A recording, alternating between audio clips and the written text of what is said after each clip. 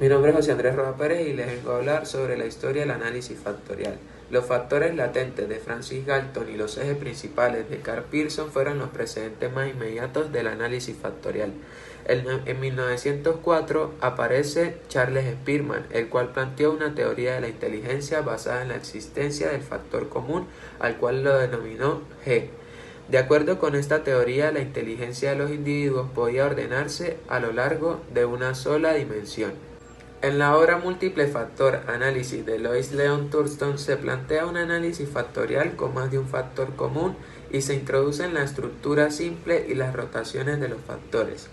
La existencia de varias dimensiones latentes hacía imposible una ordenación de los individuos en función de su inteligencia. A su vez, esta permitía ubicar las personalidades neuróticas y psicóticas en dimensiones distintas, en contradicción con los principios de los psicoanalistas que establecían una continuidad entre ambos extremos. Luego aparecen los métodos modernos para extraer los factores, que son los únicos del análisis factorial canónico, que es de Rao, el método alfa, que es de Kaitzer y Cary, y el método de la máxima verosimilitud, que es de Lawley y Carl Jerestone. El método Arithmax de rotación ortogonal es de Kaiser. Buenos días. Concepto básico. El análisis factorial es un nombre general que denota una clase de procedimientos que se usan sobre todo para reducir y resumir los datos. En la investigación de mercados puede haber una gran cantidad de variables que en su mayoría están correlacionadas y deben reducirse a un nivel manejable. Las relaciones entre los conjuntos de muchas variables interrelacionadas se examinan y se representan en términos de algunos factores subyacentes. El análisis factorial se utiliza en las siguientes circunstancias. Primero, para identificar las dimensiones subyacentes o factores que explican las correlaciones entre un conjunto de variables. Por ejemplo, puede emplearse un conjunto de enunciados acerca del estilo de vida para medir el perfil psicográfico de los consumidores. Estos enunciados se someten luego a un análisis factorial para identificar los factores psicográficos subyacentes, como lo podemos ver en la gráfica, donde las 7 variables psicográficas se representan usando dos factores. En esta gráfica, el factor 1 se interpreta como hogareño frente a persona bien conocida en la ciudad, mientras que el factor 2 puede interpretarse como deportes frente a cines y juegos. Segundo, se puede utilizar para identificar un conjunto nuevo y más reducido de variables no correlacionadas que reemplacen al conjunto original de variables correlacionadas en el análisis multivariado posterior. Por ejemplo, para medir la imagen de la tienda puede pedirse a los encuestados que evalúen los establecimientos en un conjunto de reactivos en una escala de diferencial semántico. Luego se analizan las evaluaciones en esos reactivos para determinar los factores que subyacen a la imagen de la tienda. En el análisis de varianza, la regresión múltiple y el análisis discriminante se consideran una variable como dependiente o de criterio y a las otras como variables predictivas o independientes. Sin embargo, en el análisis factorial no se hace dicha distinción. El análisis factorial es más bien una técnica de interdependencia en el cual se examina el conjunto completo de relaciones interdependientes. Por ejemplo, los factores psicográficos identificados pueden utilizarse como variables independientes al explicar las diferencias entre los consumidores leales y los no leales. De esta manera, en el análisis posterior, en vez de las 7 variables psicográficas correlacionadas, como lo vimos en el gráfico, pueden usarse 2 factores no correlacionados. Y tercero, también se utiliza para identificar un conjunto más reducido de variables que sobresalen en un conjunto mayor para utilizar luego en el análisis multivariado. Por ejemplo, algunos de los enunciados originales sobre el estilo de vida que tenían una elevada correlación con los factores identificados pueden usarse como variables independientes para explicar las diferencias entre los consumidores leales y los no leales. Gracias. El análisis factorial tiene numerosas aplicaciones en la investigación de mercado. Por ejemplo, Es útil en la segmentación del mercado para identificar las variables subyacentes en que se agrupan los clientes. Los compradores de automóviles nuevos pueden agruparse de acuerdo con la importancia relativa que le den a la economía, el desempleo, la convivencia, la comodidad y el lujo. De esto se pueden sacar 5 segmentos que son buscadores de economía, buscadores de desempleo, buscadores de comodidad, buscadores de lujo y además buscadores de convivencia. Ahora bien, en la investigación del producto, el análisis factorial sirve para determinar los atributos de la marca que influyen en la elección del consumidor. Por ejemplo, tenemos las marcas de dentífricos, que pueden evaluarse en términos de protección contra las caries, la blancura de los dientes, el sabor, el olor y el precio. En cuanto a estudios sobre la publicidad, se utiliza el análisis factorial para entender los hábitos de consumo de los medios de comunicación por parte del mercado meta. Un claro ejemplo sería los consumidores de alimentos congelados, que estos pueden ver televisión por cable e igualmente ir al cine con frecuencia y además escuchar música country. Por último, encontramos el análisis factorial que se emplea en estudios de asignación de precios para identificar las características de los consumidores sensibles a los precios. Por ejemplo, estos consumidores pueden ser metódicos, cuidadores de la economía y además hogareños. Modelo de análisis factorial. A nivel matemático, el análisis factorial se asemeja al análisis de regresión múltiple, en el hecho de que cada variable se expresa con una combinación lineal de los factores subyacentes. La cantidad de varianza que una variable comparte con el resto de las variables incluidas en el análisis se conoce como contribución común. La covariación entre las variables se describe en términos de un pequeño número de factores comunes y un factor único para cada variable. Los factores no se observan abiertamente. Si las variables son estandarizadas, el modelo factorial se representa de la siguiente manera. Aquí pueden observar la fórmula, donde xi es la i-ésima variable estandarizada. A y j es el coeficiente estandarizado de regresión múltiple, que sería i, y un factor común sería j. F es el factor común. BI, donde el coeficiente estandarizado de regresión de la variable es i, con un valor único en i. UI sería un factor único de la variable i, y m sería el número de factores comunes. Los factores únicos no se correlacionan entre sí, ni con los factores comunes. Los factores comunes pueden expresarse de combinaciones lineales de las variables observadas. Aquí pueden observar donde fi es la estimación del i-ésimo factor. Wi sería el coeficiente de la calificación del factor y k sería el número de variables. Es posible elegir pesos y coeficientes de calificación del factor de manera que el factor explique la mayoría de la varianza total. Luego se seleccionaría el segundo conjunto de pesos de forma que el segundo factor dé cuenta de la mayoría de la varianza residual, siempre que no esté correlacionado con el primer factor. Se sigue en el mismo principio de la selección de pesos adicionales para los factores adicionales. Por ende, los factores se calculan de modo que la diferencia de lo que sucede con las variables originales no haya correlación entre sus puntuaciones. Además, el primer factor explica la varianza más alta de los datos. El segundo factor, la segunda más grande y así sucesivamente. A continuación voy a hablar sobre lo que son estadísticos asociados con el análisis factorial. Dentro de los principales estadísticos asociados encontramos varios, como lo son, primero, la prueba de felicidad de Bartlett. Esta es una prueba estadística utilizada para examinar la hipótesis de todas las variables, las cuales están relacionadas con la población. Por lo tanto, la matriz de esta variable de correlación de población es una matriz de identidad. Cada una de estas variables tiene una correlación con ella misma, pero no se correlaciona con los demás. Matriz de correlación. Esta es una matriz triangular inferior, la cual muestra todas las correlaciones simples. Y por lo regular, esta matriz no toma en cuenta todos los elementos de la diagonal, la cual es igual a 1. Tenemos contribución común. La contribución común es toda cantidad de varianza que la variable tiene con las otras variables. Esto quiere decir que también se le denomina proporción de la varianza que es explicada por los factores comunes. Valor propio. El valor propio representa toda la varianza explicada por cada uno de los factores. Luego tenemos lo que son las cargas de los factores, que son todas las correlaciones de carácter simple que están dentro de todas las variables y factores.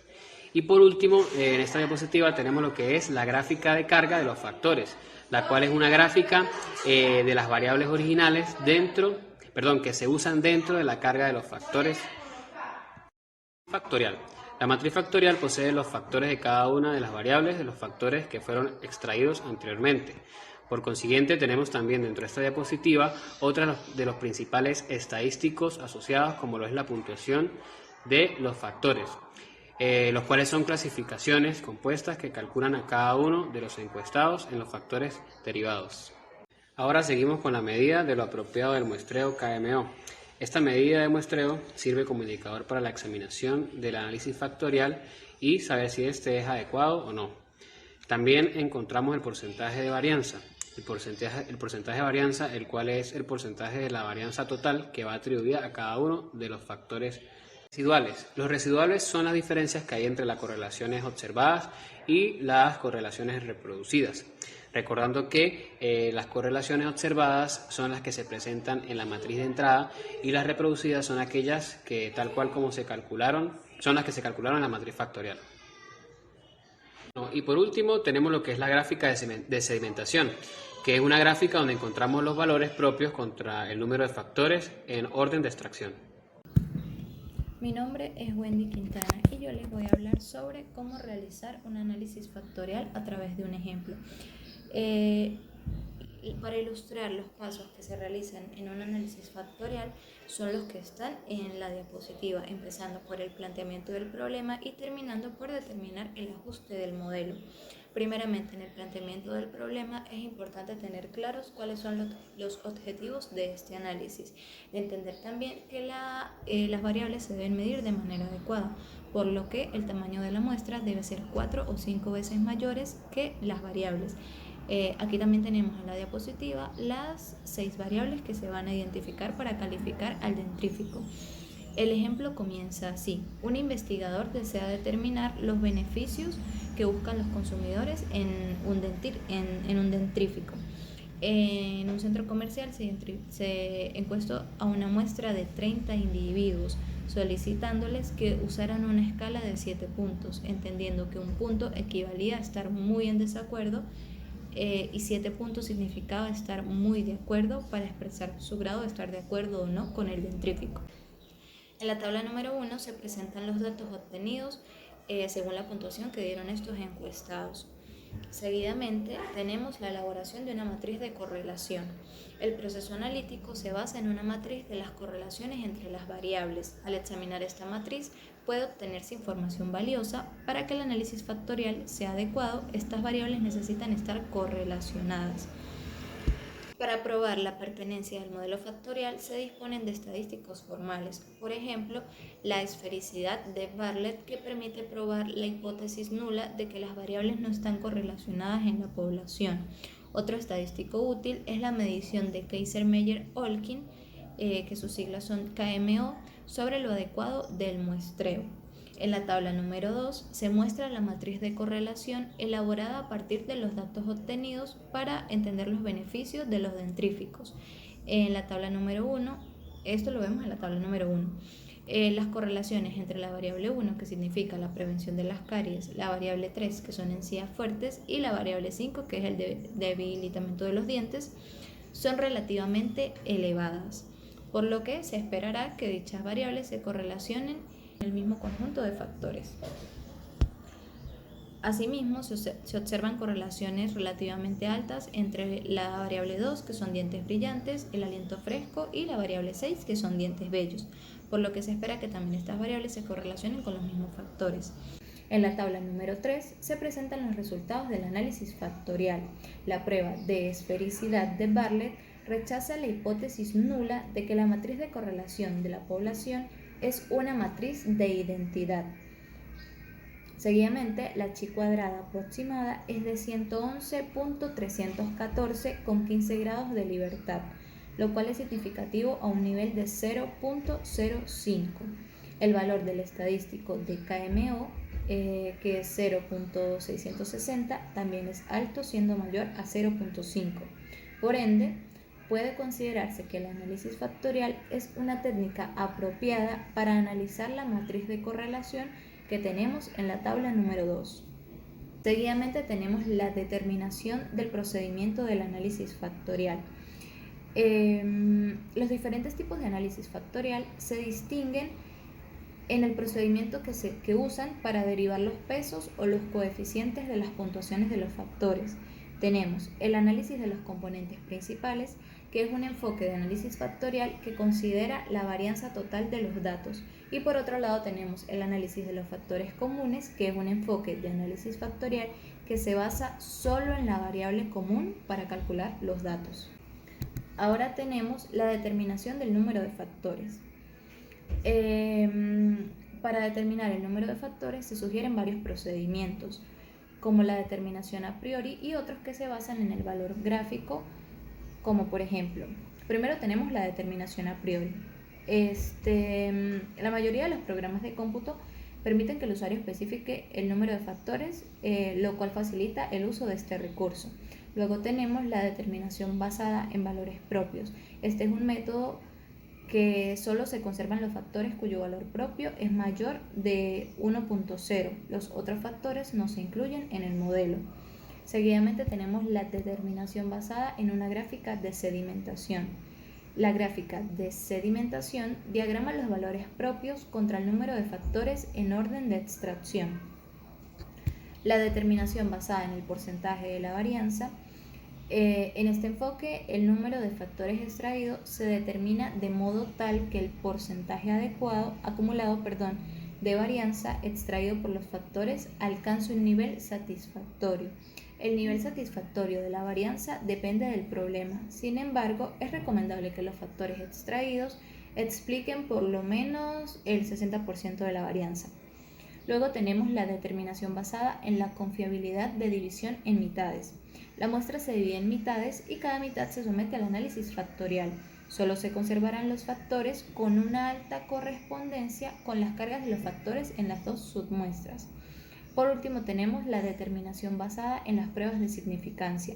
Es posible determinar la significancia estadística de los valores propios, separados y conservar solo los factores que sean estadísticamente significativos. En la tabla 3 vemos que el valor propio mayor de 1.0, que es una opción predeterminada, da como resultado la extracción de dos factores. Nuestro conocimiento a priori nos indica que hay dos razones principales para comprar dentríficos.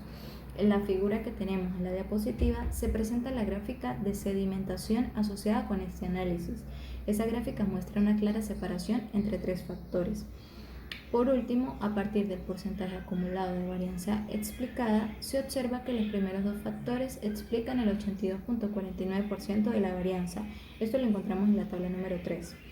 Y que es marginal la ganancia obtenida al pasar a tres factores. Además, la confiabilidad de la división en mitades también indica que dos factores son apropiados, de manera que en tal situación parece razonable contar con dos factores. Seguidamente tenemos la rotación de los factores. La rotación factorial pretende seleccionar la solución más sencilla e interpretable. En síntesis, consiste en hacer girar los ejes de coordenadas que representan a los factores hasta conseguir que se aproxime al máximo a las variables en que están saturados. Interpretación de los factores. En la matriz factorial rotada de la tabla 3, el factor 1 tiene coeficientes altos para las variables 1 y 3 y un coeficiente negativo para la variable 5, que es la prevención del debilitamiento de los dientes, no es importante. Por lo tanto, este factor puede etiquetarse como factor benéfico para la salud. Advierta que un coeficiente negativo para una variable negativa como la variable 5 conduce a una interpretación positiva de que es importante prevenir el debilitamiento de los dientes. El factor 2 tiene una elevada relación con las variables 2, que es dientes brillantes, la variable 4, que es aliento fresco, y la variable 6, que son dientes bellos. Por ende, el factor 2 puede recibir la etiqueta de factor de beneficio social. La gráfica que tenemos en pantalla, que son las cargas factoriales, confirma esta interpretación. Las variables 1, 3 y 5 se encuentran en los extremos del eje horizontal, con B5 al extremo opuesto a B1 y B3, mientras que las variables B2, B4 y B6 se encuentran en el extremo del eje vertical. Los datos pueden resumirse en la afirmación de que los consumidores parecen buscar dos tipos importantes de beneficios en un dentrífico: beneficios para la salud y beneficios sociales. Cálculo de las puntuaciones de los factores. Las puntuaciones de los factores para el iésimo factor se calculan de la siguiente manera. Es la fórmula que está en pantalla. La mayoría de los programas de cómputo permiten solicitar las puntuaciones de los factores. Solo en el caso del análisis de componentes principales es posible calcular las puntuaciones exactas de los factores, las cuales no están relacionadas. En el análisis de los factores comunes se obtienen estimaciones de estas puntuaciones y no hay garantía de que los factores no estén correlacionados entre sí. Seguidamente tenemos elección de las variables sustitutas. En algunas ocasiones el investigador desea elegir variables sustitutas en vez de calcular las puntuaciones de los factores, que fue lo que hablamos anteriormente. Si una variable tiene una carga poco menor pero su medición fue más precisa, debe elegirse como variable sustituta. En la tabla número 3, las variables 1, 3 y 5 tienen cargas altas en el factor 1 y su magnitud es muy similar, aunque la carga de B1 es un poco mayor y por ende sería una candidata más probable como variable sustituta. Ahora tenemos por último determinar el ajuste del modelo. Este es el último paso para el análisis factorial, lo cual consiste en el ajuste del modelo. Una premisa básica que subyace al análisis factorial es que la correlación observada entre las variables puede atribuirse a los factores comunes. Por consiguiente, las correlaciones entre las variables pueden deducirse o reproducirse de las correlaciones calculadas entre las variables y los factores. Para determinar el ajuste del modelo, se examinan las diferencias entre las correlaciones observadas sobre cómo se presentan en la entrada de la matriz de correlación y las correlaciones reproducidas según el cálculo a partir de la matriz factorial. Estas diferencias se conocen como residuales. Si hay muchos residuos altos, el modelo factorial no proporciona un buen ajuste para los datos y debería reconsiderarse. En la tabla número 3 se aprecia que solo 5 residuales son mayores que 0.05, lo cual indica un buen ajuste de modelo. Gracias.